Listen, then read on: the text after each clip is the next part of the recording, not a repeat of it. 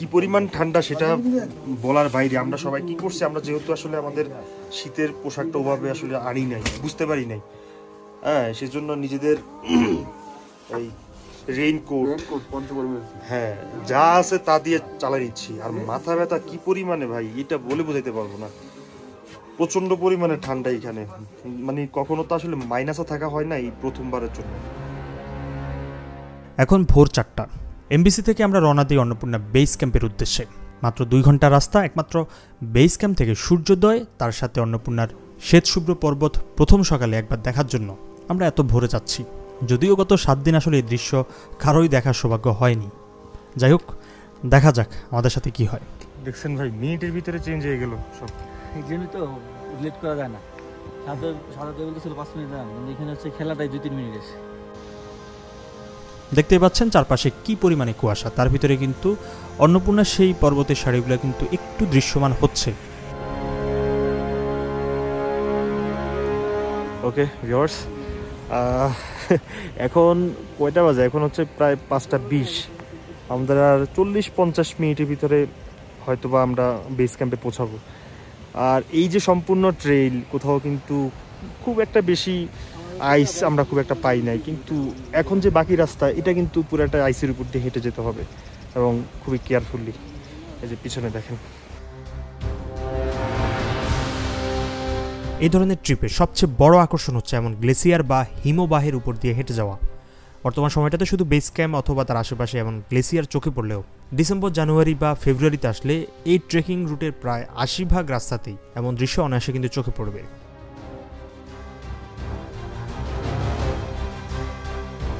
একটা বিষয় কি, এখানে এসে যেটা ফিল করতেছি যে আমাদের জন্ম আসলে যেই দেশে, বাংলাদেশ, সেই দেশের ওয়েদারটা মানে একদম পারফেক্ট আমাদের জন্য। মানে এই ধরনের মানে -6, -5 এই টেম্পারেচারে কীভাবে মানুষ থাকে আমি ভাই জানি না। তবে লাকিলি আসলে আমাদের জন্ম হয়েছে বাংলাদেশে। বাংলাদেশের ওয়েদারটা জোস, গরমকালে গরম পাই, তাই না ভাই? বাংলাদেশের ওয়েদারটা বলতেছি খুব জোস। নাতিশীতোষ্ণতার কারণে, হ্যাঁ, কিন্তু সেটা তো জলবায়ুর পরিবর্তনের কারণে কিন্তু সারা পৃথিবীতেই আপনার ওয়েদার পরিবর্তন হয়েছে। আমাদের নাতিশীতোষ্ণর বাংলাদেশ কিন্তু আর ওইরকম আগের মতো নাই। এখন আমরা ওয়েদার পাই মাত্র মানে 3টার মতো, বর্ষা, শীত, আর একটা কি, কোনটা পাই? গ্রীষ্ম। এই 3টা ওয়েদার পাই, আগের মতো আর ওইরকম নাই। কেমনে থাকে ভাই মাইনাসের মানুষ? মাইনাসে এখন ভাই আমরা তো হইছি গরমের জায়গায়, আমার কাছে এটা মাইনাস অন্যরকম লাগবে। আর যারা এখানে হইছে তাদের জন্য আবার ঠিক আছে।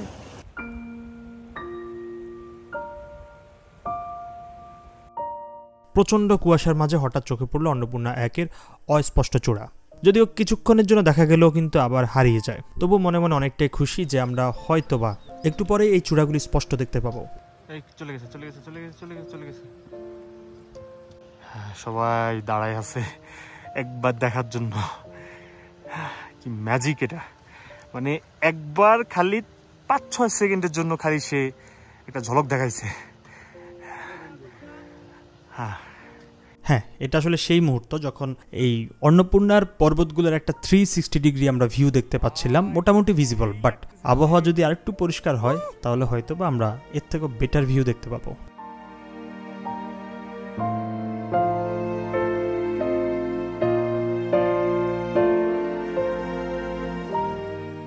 হ্যাঁ, আমরা দেখতে পাইছি পিছনে, আপনারা দেখতে পাচ্ছেন অন্নপূর্ণার সামিট পয়েন্ট। লাকিলি মানে আমাদের কপাল এতটাই ভালো, অনেকে আসলে এত কষ্ট করে আইসেও দেখে না। দেখেন কি সুন্দর লাগতেছে, কি জোস লাগতেছে, দেখেন। সো ফাইনালি আমরা এমন একটা ভিউ দেখতে পাই, যেই ভিউটা দেখার জন্য আসলে এতটুকু রাস্তা ট্রেকিং করে এই জায়গা পর্যন্ত আসা। সত্যি বলতে কি, এই মুহূর্তটা আমার জীবনের সবচেয়ে স্মরণীয় একটা মুহূর্ত, সবচেয়ে আবেগঘন মুহূর্ত। একের পর এক দৃশ্যমান হচ্ছে অন্নপূর্ণা 1, অন্নপূর্ণা সাউথ আর হিমচলি। আসলে এই সকালটা ছিল একটা ঘোল লাগা সকাল। কোন দিকে তাকাবো? চারপাশে এত সুন্দর সুন্দর পর্বত, একদিকে মাচাপুসরে, অন্যদিকে অন্নপূর্ণা। তার মাঝখানে আমরা সামনে তাকাবো না পেছনে তাকাবো? দৃশ্যগুলো দেখার পর আসলে এতটাই আবেগপ্রবণ হয়ে যায় যে চোখের জল আসলে ধরে রাখতে পারিনি।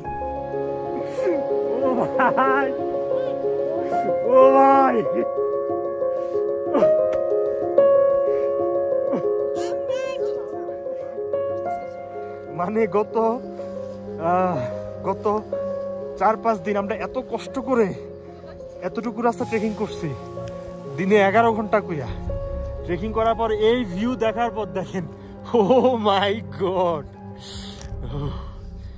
ও ভাই সব কষ্ট দূর হয়ে গেছে, পৃথিবীটা অনেক সুন্দর।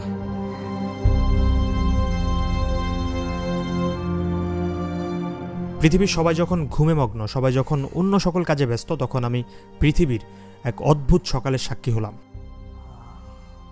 হ্যাঁ, এটাই সেই ভয়ানক পর্বত যে পর্বত সামিট করতে গিয়ে মৃত্যুর হার মোটামুটি 34%। এখানে সূর্য ওঠার সাথে সাথে ঠান্ডার আধিপত্য কিছুটা কমতে থাকে, কিন্তু বর্তমানে সূর্যের আলো দেখা গেলেও বর্তমানে এখানকার তাপমাত্রা -5, যা মোটামুটি আমাদের সহ্য ক্ষমতার বাইরে। তাই হাতের অবস্থা খুব খারাপ। ঠান্ডায় আমার হাত শেষ হয়ে যাচ্ছে ভাই।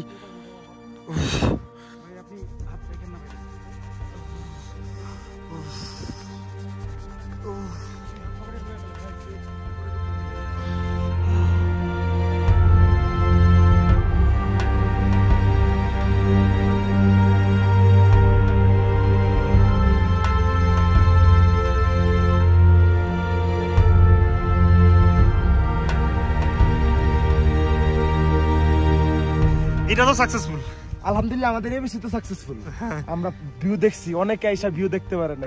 আমার ভাই ক্লোজ ভাই রাজেশ মিও দেখতে পারে না। ভাই দেখতে পাই আমি না। আস্তে আস্তে বলতেছিলাম যদি কপালে থাকে অবশ্যই দেখো, আল্লাহ দেখাই দিছে আলহামদুলিল্লাহ। এত সুন্দর ভাই, এটা কেমনে? আমাদের এবিসি শেষ হয়ে গেলে আমরা এবিসি থেকে আজকে দোবান যাব, পরের দিন হচ্ছে চমরং, এর পরের দিন হচ্ছে তাতোপানি, ঘোরে পানি হয়ে জমসং। জমসংটা হচ্ছে আপনার লোয়ার মুস্তাঙে পড়ছে। জমসং থেকে আমরা কাকবেনি ভিলেজ, এরপর হচ্ছে মুক্তিনাথ। এইভাবে আমাদের প্ল্যানে গিয়ে যাবে। ভাই অনেক বড় প্ল্যান। थोड़ा अभी तो शुरुआत है भाई।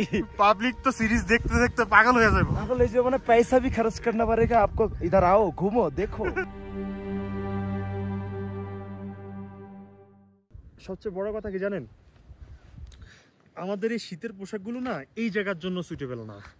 এখানে মানে একটা দিন যদি বেস ক্যাম্পে থাকতে হয় ওই ধরনের সাপোর্ট নিয়ে আসতে হইতো। সো আমরা গতকাল রাতেই বুঝে গেছি যে আমাদের পক্ষে আসলে বেস ক্যাম্পে থাকা পসিবল না। গতকাল রাত ভাই এত পরিমাণ ঠান্ডা, এত পরিমাণ মাথা ব্যথা, মানে কোনো কি যে একটা অবস্থা এইটা বলে বোঝাতে পারবো না। সো শেষ সিদ্ধান্ত নিয়েছি না, আমরা বেস ক্যাম্পে থাকবো না। বেস ক্যাম্পে তো আরো কুত্তা ঠান্ডা ভাই। যাই হোক চলেন আমরা এখন বেস ক্যাম্পের দিকে যাই।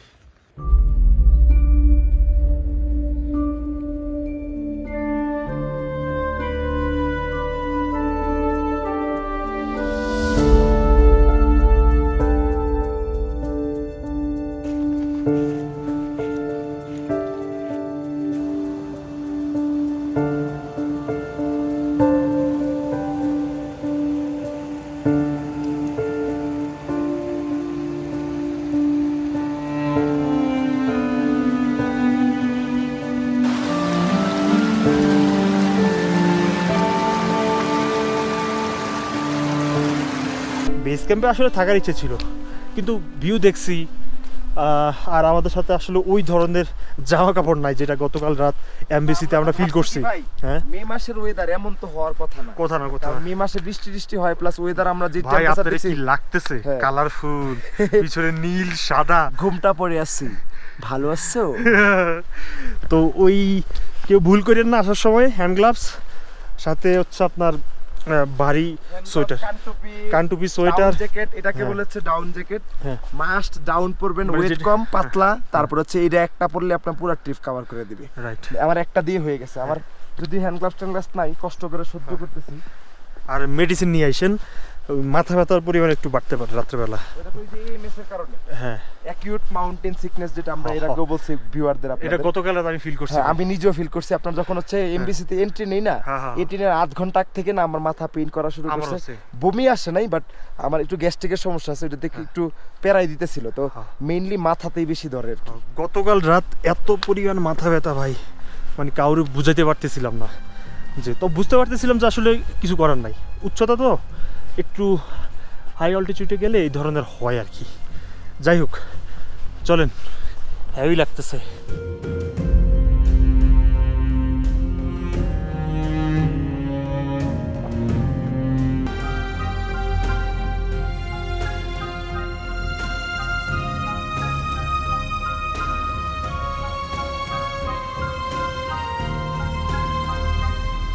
ইয়েস, ফাইনালি আমরা এখন অন্নপূর্ণা বেস ক্যাম্পে।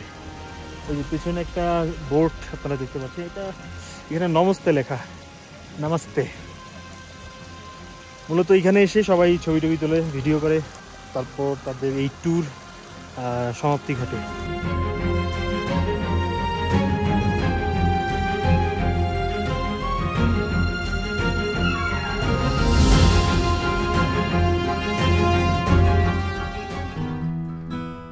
এই ট্যুরের প্ল্যান করি মোটামুটি 2 বছর আগে। বারবার আসার প্রস্তুতি নিয়েও কিন্তু আসা হয়নি। এমন ট্যুরের জন্য দরকার সাহসের, দরকার মানসিক শক্তির, অন্যদিকে আর্থিক, তাছাড়াও কিছু সাহসী বন্ধু, সাহসী ট্যুরমেট। সব কিছু ছাপিয়ে দিন শেষে আমরা এখন অন্নপূর্ণা বেস ক্যাম্পে। মানে আমাদের ট্যুরটা মোটামুটি সাকসেস। আজকে সকাল থেকে এখন পর্যন্ত প্রকৃতির এমন দৃশ্য দেখে আসলে সিদ্ধান্ত নেই এমন একটা ট্যুর সামনে আরেকবার দিতে হবে, আর সেটা হবে নেপালের এভারেস্ট বেস ক্যাম্পে। বেস ক্যাম্পের সাইনবোর্ড থেকে একটু সামনে এগুলো থাকার জায়গা।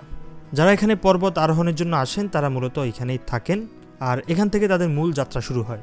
বেস ক্যাম্প থেকে ক্যাম্প 1, ক্যাম্প 2। সামনে কোনো বিপদ হলে আবার ফেরত আসতে হয় এই বেস ক্যাম্পে, আর এখান থেকে নতুন করে আবার তাদের প্রস্তুতি শুরু হয়।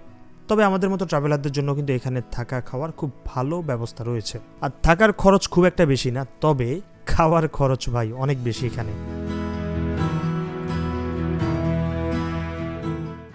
আর এখানে আজকে সকালের ব্রেকফাস্ট হচ্ছে আমাদের, এটাকে কি জানি বলে, যাই হোক, এটার দাম, এই রুটির দাম হচ্ছে 370 টাকা।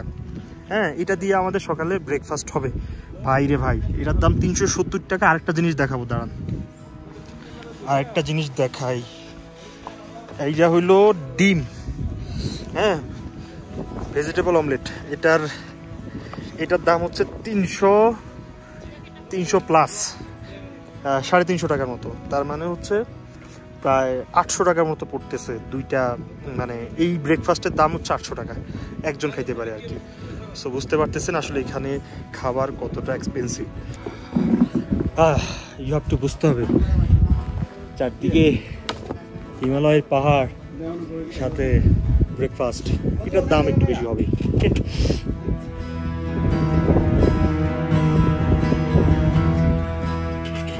এখানে একটা বিষয় খেয়াল করেন, ওই সাইডের পাহাড়গুলো দেখেন, আবার এই সাইডটা দেখেন, মাঝখানে কিন্তু খালি।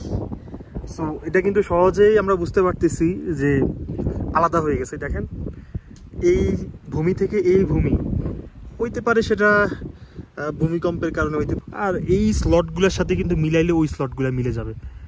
আপনি দেখেন সবগুলা স্লট এই স্লটের সাথে মিলাইলে ওই স্লটগুলো মিলে যাবে।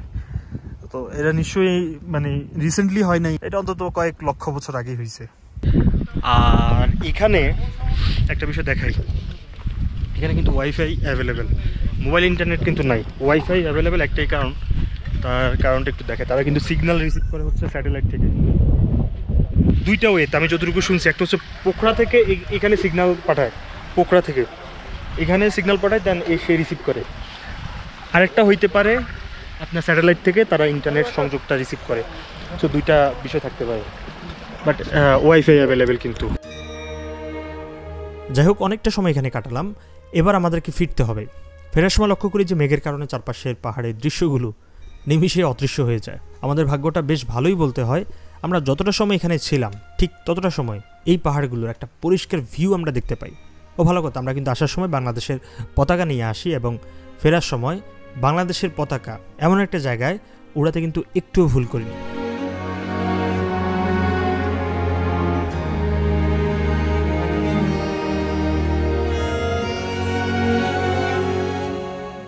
আজকে খুব সকালবেলা আসলে এমবিসি থেকে এবিসি আসার কারণে অনেকগুলা জায়গা কিন্তু আপনাদেরকে দেখাতে পারিনি, কিন্তু হ্যাঁ, এখন আপনারা দেখে নিতে পারেন। এই জায়গাগুলো নিজ চোখে দেখার সাথে আসলে ভিডিওতে দেখার অনেক পার্থক্য। বুঝতে পারছেন, পৃথিবীর অনেক দেশ থেকে অনেক ট্রাভেলাররা কিন্তু এই দৃশ্যগুলো নিজ চোখে দেখার জন্য এই নেপালে আসে। নেপালে কিন্তু আসলেই হয় না, মোটামুটি 25 থেকে 30 কিলোমিটার হেঁটে এই জায়গা পর্যন্ত আসে, এবং তাদের কিন্তু অনেক টাকা খরচ হয়। তবে সেই হিসাবে আমাদের বাংলাদেশিদের জন্য কিন্তু অনেকটাই রিজনেবল। মোটামুটি 50 থেকে 60,000 টাকা হলেই কিন্তু আপনারা এই ট্রিপটা করে যেতে পারেন। আমি নেক্সট এপিসোডে এই ট্রিপের ট্যুর প্ল্যান বা এই ট্যুরের কী পরিমাণ টাকা খরচ হতে পারে সেগুলো নিয়ে আলোচনা করব।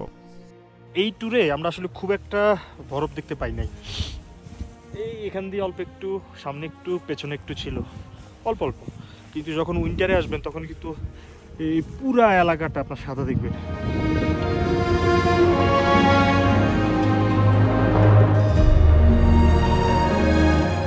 অন্নপূর্ণা বেস ক্যাম্প পর্যন্ত আসতে আমাদের সময় লেগেছিল টোটাল 4 দিন, কিন্তু আমরা এখন ফিরে যাচ্ছি, আমাদের সময় লাগবে 2 দিন। তো আজকে মোটামুটি অনেকটুকু রাস্তায় আমাদেরকে ট্রেকিং করতে হবে। শুধুমাত্র নিচের দিকে হওয়ার কারণে আমরা 4 দিনের রাস্তা 2 দিনে শেষ করতে পারবো। যাই হোক, দেখা হচ্ছে নেক্সট এপিসোডে। আর আমাদের এই ভিডিও সিরিজটি যদি আপনাদের কাছে ভালো লেগে থাকে তাহলে আমাদের চ্যানেলটি সাবস্ক্রাইব মাস্ট। আর কোনো মন্তব্য থাকলে অবশ্যই ভিডিওটির কমেন্ট বক্সে জানাতে ভুলবেন না।